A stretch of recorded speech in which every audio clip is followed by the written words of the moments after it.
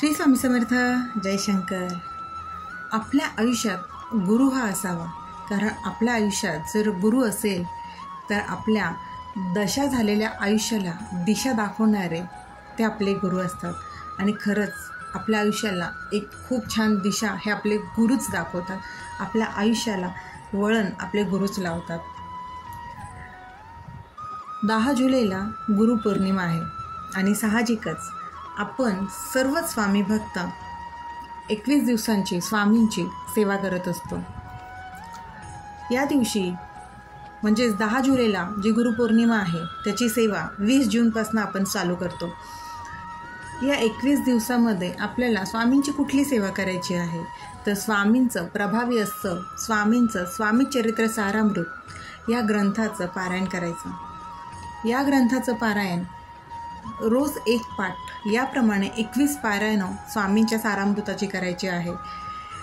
तसेच 11 माळी श्री स्वामी समर्थ या मंत्राचा जप करायचा आहे. आता ह्या तिन्ही गोष्टी आपल्याला जमल्या तर ठीकच आहे, नाहीतर आपल्या या धावपळीच्या आयुष्यात आपल्याला जी जमेल ती या 3 सेवेंपैकी कुठलीही एक सेवा करायची. स्वामींचं स्वामी चरित्र सारामृत या ग्रंथाचं पारायण किंवा ते जमत नसेल तर 11 माळी स्वामी समर्थांचा जप, तोही जर जमत नसेल तर तारक मंत्र 11 वेळा नक्कीच म्हणावा. स्वामी चरित्र सारामृताच्या पारायणाला आपल्याला 1 ते सव्वा तास लागतोच, पण 11 माळी जप किंवा 11 वेळा तारक मंत्र ही सेवा तर आपण आवर्जून करायला हवी. कारण स्वामी आपल्या आयुष्यात गुरु म्हणून असणं ही आपल्या आयुष्यामध्ये खूप मोठी पर्वणी असते. पर्वणी असते म्हणण्यापेक्षा ती खूप मोठी पर्वणी आहे. त्यामुळे स्वामींची सोबत घ्या. स्वामींना गुरु म्हणून आपल्या आयुष्यामध्ये खूप मोठं स्थान द्या. त्यामुळे स्वामी आपल्या आयुष्याला इतकं छान वळण लावतील ना की त्याची शब्दातही आपण कल्पना करू शकत नाही. इतकं सुंदर स्वामी आपल्या आयुष्याला वळण लावतात. आपण ही सेवा संकल्पयुक्त सुद्धा करू शकतो आणि ही सेवा आपण अशीही करू शकतो. साहजिकच आपण कुठलीही सेवा जेव्हा संकल्पयुक्त करतो तेव्हा मांसाहार वर्ज्य, परान्न वर्ज्य आणि ब्रह्मचर्याचं पालन करायला लागतं. पण जर असा करणार असेल तर साहजिकच मांसाहार तर नक्कीच बंद करावे लागेल. पण संकल्पयुक्त सेवा करताना आपल्याला ह्या गोष्टीचे नियम करावेच लागतात किंवा ठरलेली जी वेळ असेल ती करावीच लागते.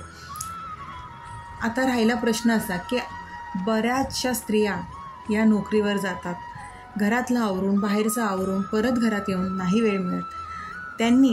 त्यांना जमेल त्या वेळेत म्हणजे जर ऑफिसला असतील तर तिथे गेल्यानंतर जर 11 माळी जप किंवा 11 वेळा तारक मंत्र किंवा जर ग्रंथाचं वाचन करता येत असेल तर नक्की करावं. कारण मी स्वतः कामावर गेल्यानंतर ऑफिसला गेल्यानंतरच बऱ्याच वेळेला महाराजांच्या ग्रंथाचं वाचन करत असते किंवा 11 माळी जप करत असते.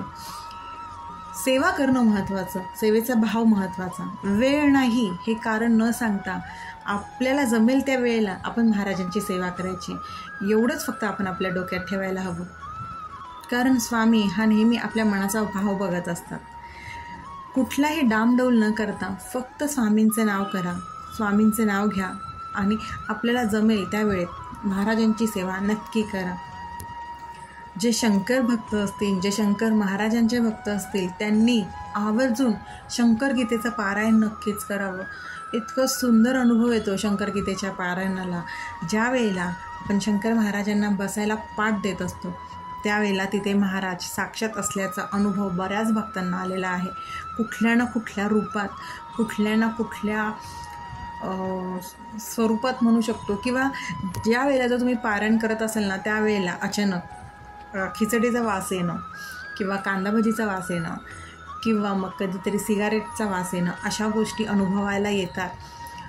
मी स्वतःही अनुभवलेल्या आहेत आणि अनेक भक्तांनी याचा अनुभव घेतलेला आहे. बऱ्याच कमेंटही आलेल्या आहेत की त्यांना पारायण करताना महाराजांचा अनुभव आलेला आहे, महाराजांची अनुभूती आलेली आहे. त्यामुळे शंकर गीतेचं पारायणही आवर्जून करावं. तात्पर्य एवढंच की आपल्याला फक्त सेवा करायची आहे आणि महाराजांची सोबत घ्यायची आहे. स्वामींकडे, शंकर महाराजांकडे, दत्त महाराजांकडे कुठलीही गोष्ट न मागता फक्त सेवा करा. आपल्याला मागण्याची वेळच ते येऊन देत नाही. आणि अनुभव सांगतो की आयुष्यात खरंच गुरु असावा. स्वामी तर गुरु आहेतच, पण मानवरूपी गुरु आपल्या आयुष्यात असणं खूप गरजेचं असतं. कारण आपल्या आयुष्याला खरंच आकार मानवी गुरु देतात आणि ते गुरुची पात्रता ही खरं तर तशी असायलाच हवी. कारण आजकालच्या ह्या जगामध्ये खरा गुरु मिळणं ही कठीण आहे. आपण आपल्या गुरूंना पारखून घेणं गरजेचं आहे. जसं गुरु शिष्याला पारखून घेतो ना, तसंच आपणही आपल्या गुरूंना पारखून घेणंही तितकंच गरजेचं आहे. आपण ज्या व्यक्तीला आपलं गुरु म्हणून घेतो आहे त्या व्यक्तीची ती पात्रता आहे का नाही हे पाहणंही गरजेचं आहे. आणि जेव्हा आपल्याला ओळख पटली ना की हेच आपल्या आयुष्याचे खरे गुरु आहेत, त्यावेळेला जर आपण त्यांचं बोट धरलं की ते कधीही सोडता कामा नये. गुरूंनी जी गोष्ट सांगितली ती गोष्ट डोळे झाकून केलं ना, आयुष्याचं सोनं होतं. थोडंसं आपल्याला कधी कधी त्या गोष्टी आपल्या विरुद्ध असतात किंवा आपल्याला पटणाऱ्या नसतात, पण त्या गोष्टी त्यावेळेलाच करायला हव्यात. कारण का त्यांचं स्वामींचं नियोजन किंवा आपल्या ज्या मानवरूपी गुरूंचं नियोजन असतं ते त्यांना माहिती असतं आपण पुढे आपल्या भविष्यात काय आहे. त्यामुळे जे ते सांगतील आपल्या विरुद्ध असतील त्या गोष्टी नक्कीच कराव्या. कारण आहे ना, ज्ञानाविना कर्म व्यर्थ आणि गुरुविना जन्म व्यर्थ. आयुष्यात आलेलं आहे मानवरूपी, तर या मानवरूपी आयुष्यात गुरु नक्कीच करा. आयुष्यात गुरु आल्याने इतका सुंदर आयुष्याची कलाटणी होते ना, खूप सुंदर अनुभव येतात. आणि खरंच मनापासून सांगेल की गुरु करा आयुष्यात. कारण आईवडील ही आपले गुरु असतात, पण आपल्या आईवडिलांनंतर जर कोणी आपली मनापासून काळजी घेणार असेल ना, तर ते आपले हे गुरु असतात. त्यामुळे आयुष्यात गुरु करा. कळून सांगते की आयुष्यात गुरु करा आणि गुरु करताना त्या गुरुची पात्रता आधी बघा आणि मग गुरु करा. स्वामी तर आपले आहेतच. स्वामी आपल्या प्रत्येक गोष्टीला मार्गदर्शन करणारे आहे, पण स्वामींचे संकेत कधी कधी आपल्याला कळत नाही ना. त्यामुळे मानवरूपी गुरु आयुष्यात असणं गरजेचं आहे. कितीही तळागाळाला गेला असेल ना, तर वरती गुरु बोट धरून नक्कीच काढतात. त्यामुळे गुरुपौर्णिमेपर्यंत महाराजांची जी जमेल ती सेवा करा. स्वामी चरित्र सारामृतचं पारायण किंवा 11 माळी स्वामी समर्थ नामाचा जप किंवा 11 वेळा तारक मंत्राची सेवा नक्की करून बघा. जी जमेल ती सेवा करा. ज्या वेळेला मिळेल त्या वेळेला करा. फक्त मला वेळ नाही आहे हे कारण न देता आपल्याला जेव्हा वेळ मिळेल तेव्हा महाराजांचं स्मरण करा. आणि शंकर महाराजांचंही शंकर गीतेचं पारायण गुरुपौर्णिमेपर्यंत नक्की करा. फार सुंदर अनुभव येतात. शंकर महाराजांचे तर खूप सुंदर अनुभव येतात. स्वामींचेही पदोपदी अनुभव आहेत. पण ज्यांना जी जमेल त्यांनी नक्की सेवा करा. शंकर भक्तांनी शंकर गीतेचं पारायण करावं आणि स्वामी भक्तांनीही स्वामी समर्थ चरित्र सारामृताचं पारायण करावं. किंवा दोन्हीही गोष्टी केल्या तरीही उत्तम. कुठलीही सेवा कमी केल्याने किंवा जास्त केल्याने आपलं काहीही नुकसान होत नाही. होतो फक्त फायदाच होतो. कारण स्वामींची सोबत मिळते, शंकर महाराजांची सोबत मिळते आणि ही सोबत जर आयुष्यात मिळाली तर कधीच कुणाचे पाय पडण्याची गरज येत नाही. एवढ्या ह्या सोबतीची ताकद आपल्यामध्ये आहे.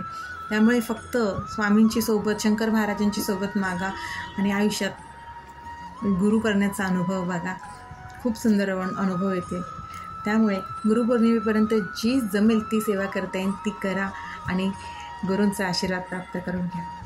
श्री स्वामी समर्थ. अशक्य ही शक्य करतील स्वामी. अशक्य ही शक्य करतील स्वामी.